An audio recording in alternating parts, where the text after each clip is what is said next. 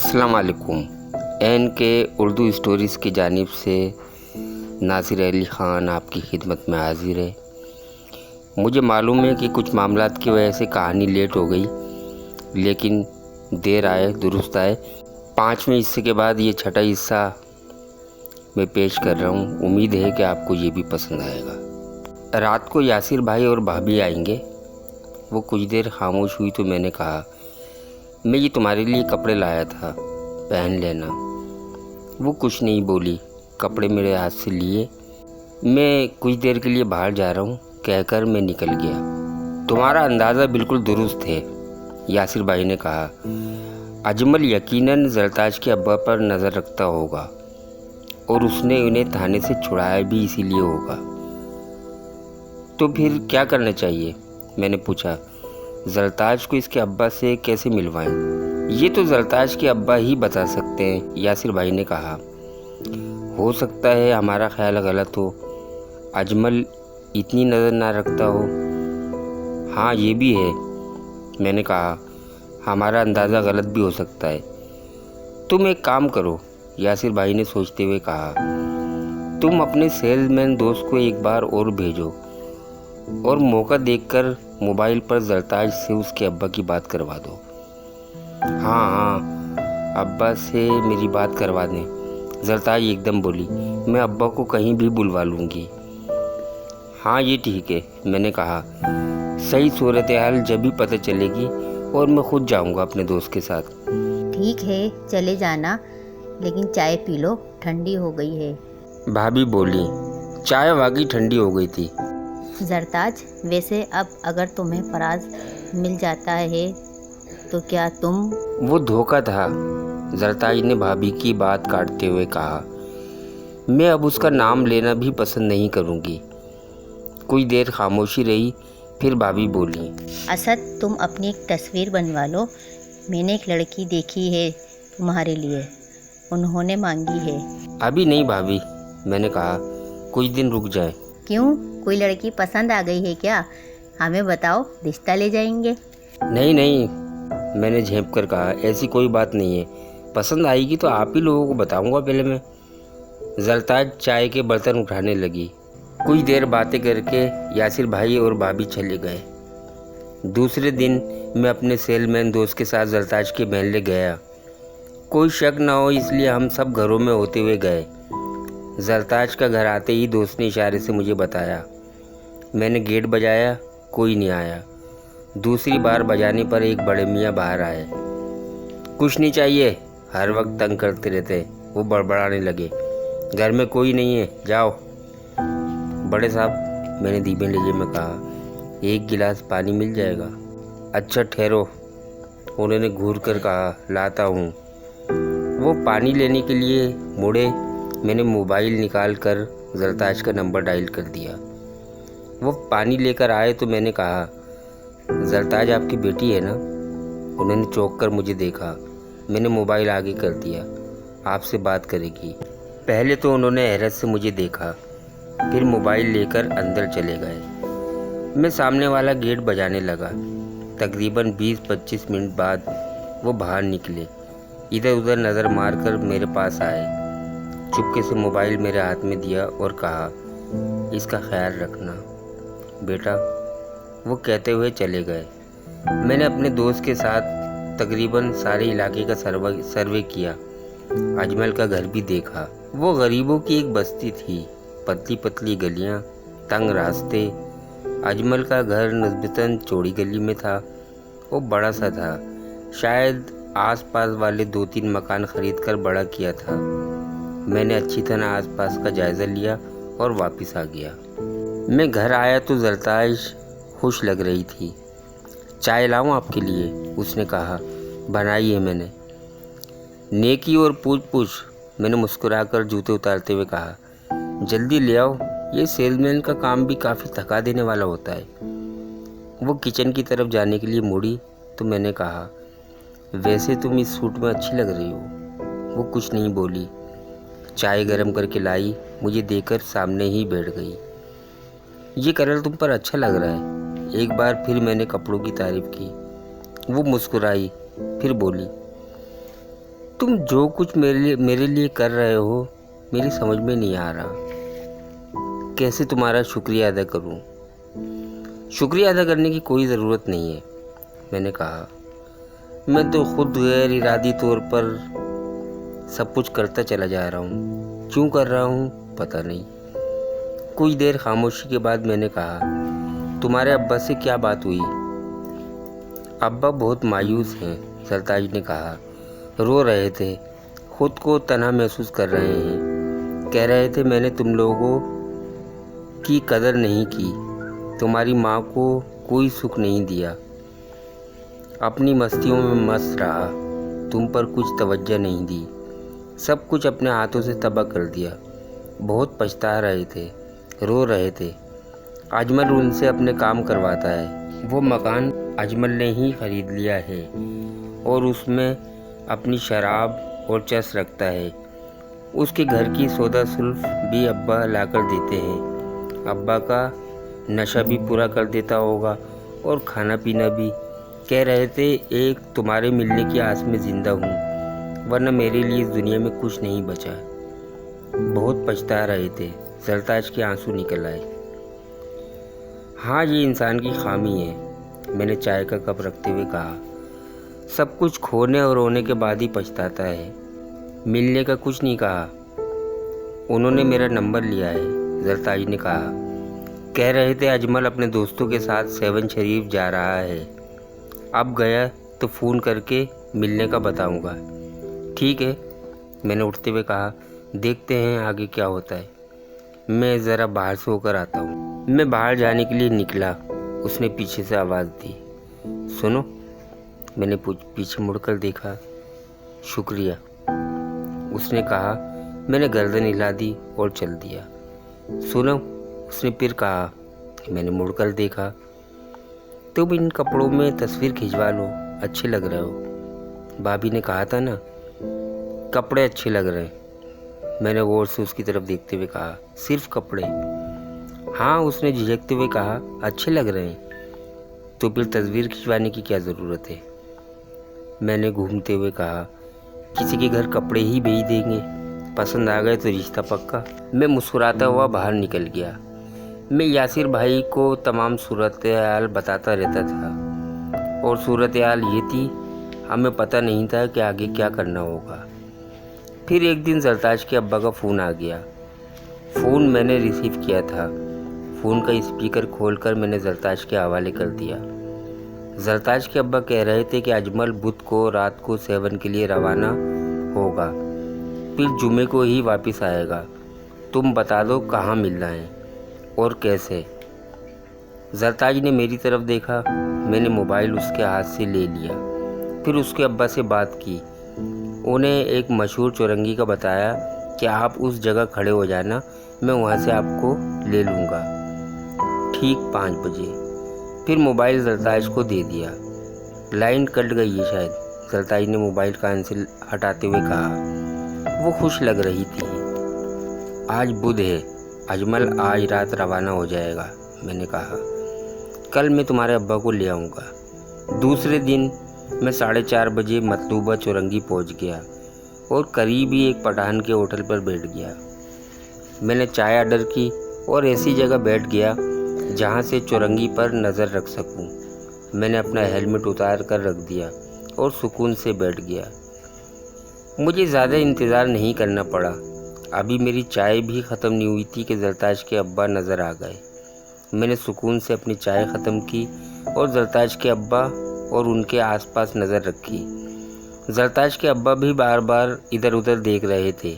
अच्छी तरह मुतमईन होने के बाद मैं उठा, चाय के पैसे अदा किए, हेलमेट लगाया और बाइक स्टार्ट करके ठीक सरताज के अब्बा के सामने रोकी। बाइक एकदम रुकने से पहले वो चौंके, फिर मेरे इशारा करने पर खामोशी से बैठ गए।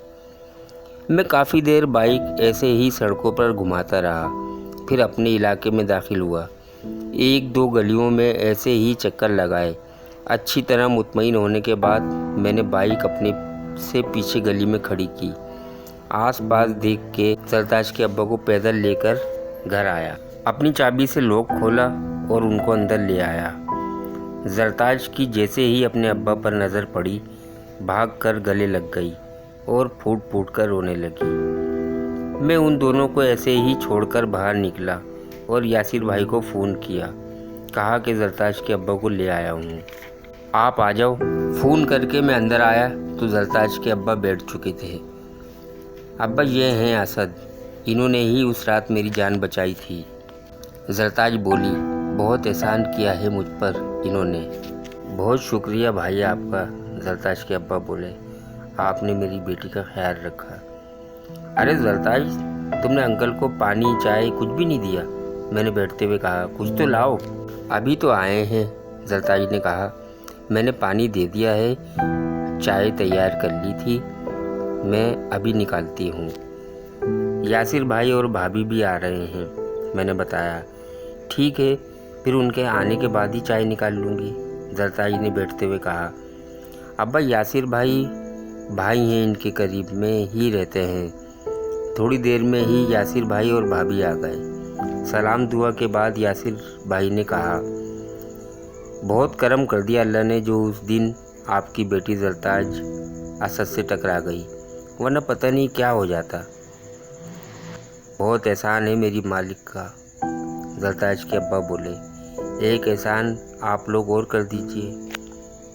वो कुछ देर खामोशी से हमें तकते रहे और हम उन्हें। फिर बोले, आप कुछ दिन इसे और रख लीजिए, आपकी मेहरबानी होगी। मैंने और यासिर भाई ने एक दूसरे की तरफ देखा। लेकिन अंकल, यासिर भाई बोले, हम कब तक जरताज को इधर छुपा कर रख सकते हैं? जहाँ इतने दिन आपने उसे रखा है, 2-4 दिन और रख लें। इसके अब्बा ने इल्तिजाई लहजे में कहा। अभी मैं इसको कहीं ले जा नहीं सकता, लेकिन 2-4 दिन बाद आप क्या करेंगे? जरताज ने कहा। कुछ सोचा है? नहीं, अब्बा ने कहा, लेकिन 2-4 दिन में कुछ सोचने का मौका मिल जाएगा। फिर भी, मैंने कहा, हो सकता है हम अपने गांव चले जाएं। उन्होंने कहा, और तो कोई रास्ता नज़र नहीं आता। लेकिन अब्बा, मैं अजमल से डरकर नहीं जाऊंगी, जरताज एकदम बोली। मैं गांव नहीं जाऊंगी। फिर कहाँ जाओगी? जरताज के अब्बा चीख कर बोले। फिर वही ज़िद्दीपन। देख बेटा, हम कमज़ोर लोग हैं, कोई भी तो नहीं है इस शहर में हमारा। गांव में कौन है अब्बा हमारा? जरताज ने कहा। जब हम आ रहे थे तो कोई मिलने तक नहीं आया। मजाक बनाएंगे हमारा और उधर भी डर कर ही रहेंगे, और ये डर मुझे पसंद नहीं है। मैं सर उठाकर जीना चाहती हूँ अब्बा। तो फिर तुम अजमल से शादी कर। अब्बा, जरताज ने उनकी बात काटते हुए चीख कर कहा, मैं मर जाऊंगी मगर उससे शादी नहीं करूंगी। तुम मेरी बात का गलत मतलब मत निकालो, जरताज के अब्बा एकदम बोले। मैं नहीं चाहता कि इस जैसे खबीस से तुम्हारी शादी हो, लेकिन बेटा। अब्बा, तुम मेरी शादी किसी से भी करवा दो, जरताज ने एक बार फिर उनकी बात काटी। मैं तैयार हो जाऊंगी, ऐसे किसी से जो इसकी आंखों में आंखें डाल सके, जो इससे डर कर ना भागे, जो मुझे तहफ़्फ़ुज़ दे सके। जरताज के अब्बा बेबस खामोश बैठे रहे। शायद उनके पास बोलने के लिए कुछ नहीं था। उनके चेहरे से बहुत बेबसी जाहिर हो रही थी। मुझे उनकी कमज़ोरी और बेबसी पर तरस आ रहा था, लेकिन शायद जरताज उनकी कैफियत को समझ नहीं पा रही थी। थोड़ी देर खामोशी रही, फिर जरताज बोली, अब्बा, मैं कब तक इन लोगों पर बोझ बनी रहूँगी? कब तक? जरताज के अब्बा कुछ नहीं बोले। कोई जवाब नहीं था उनके पास। कुछ देर खामोशी रही। ठीक है अब्बा, जरताज ने खामोशी तोड़ी और खड़े होते हुए बोली, मैं चलती हूँ आपके साथ। और वो कमरे की तरफ बढ़ी। बड़ी तेज़ी में अपना बुर्खा उठाकर लाई और बुर्खा पहनते हुए बोली, चलो अब्बा, मैं तैयार हूँ, लेकिन मैं अजमल से किसी सूरत शादी नहीं करूँगी। मुकाबला करूँगी, मर जाऊँगी, लेकिन शादी नहीं करूँगी। आप कुछ नहीं बोलो, मैं बोलूँगी, मैं बात करूँगी। जरताज के अब्बा बेबसी से हम लोगों की तरफ देख रहे थे और हम सब जरताज का चेहरा देख रहे थे, जो गुस्से से सुर्ख हो रहा था। आप लोग ही समझाएं इसको। जरताज के अब्बा की आंखों में बेबसी के आंसू थे। अपनी ज़िद में इसने मेरी कभी नहीं सुनी।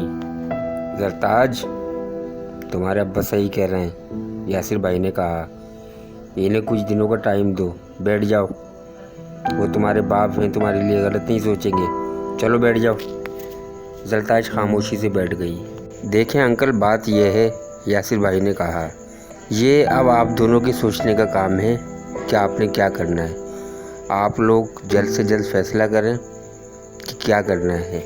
देखें अंकल, ज़्यादा अरसे तो जरताज को हम लोग भी नहीं रख सकते और असद अकेला रहता है, इसलिए ये मुनासिब भी नहीं होगा।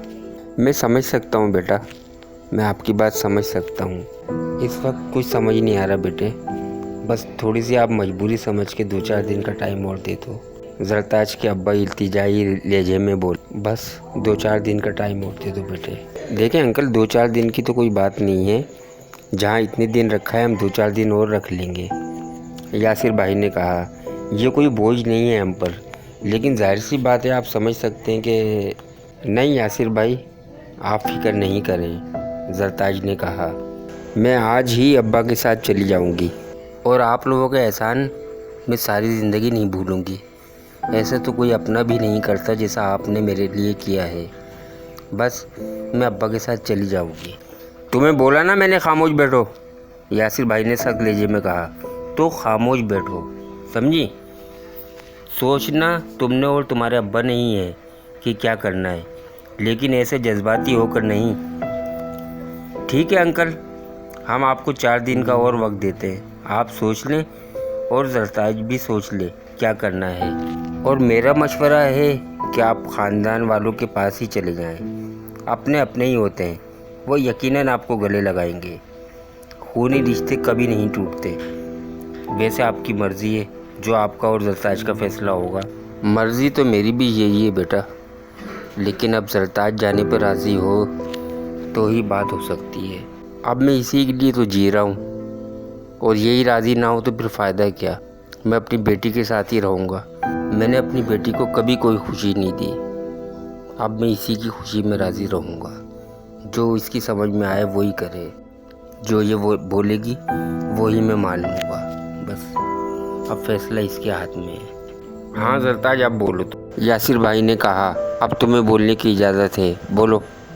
यासिर भाई, आपका मशवरा अपनी जगह पर दुरुस्त है और आपका मशवरा मेरे लिए बहुत अहमियत रखता है, लेकिन यासिर भाई, गांव में आप उन हालात को महसूस नहीं कर सकते जो हमने झेले हैं। और फिर मैं गांव वापस भी नहीं जाना चाहती, और पता नहीं क्यों मेरे दिल में एक उलझन सी रहती है कि मैं डर कर क्यों जाऊं, मैं डरूं क्यों। गांव में भी यही डर रहता था, शहर आए जब भी यही डर रहता है। आदम तहफ़्फ़ुज़ का शिकार कब तक रहेंगे हम।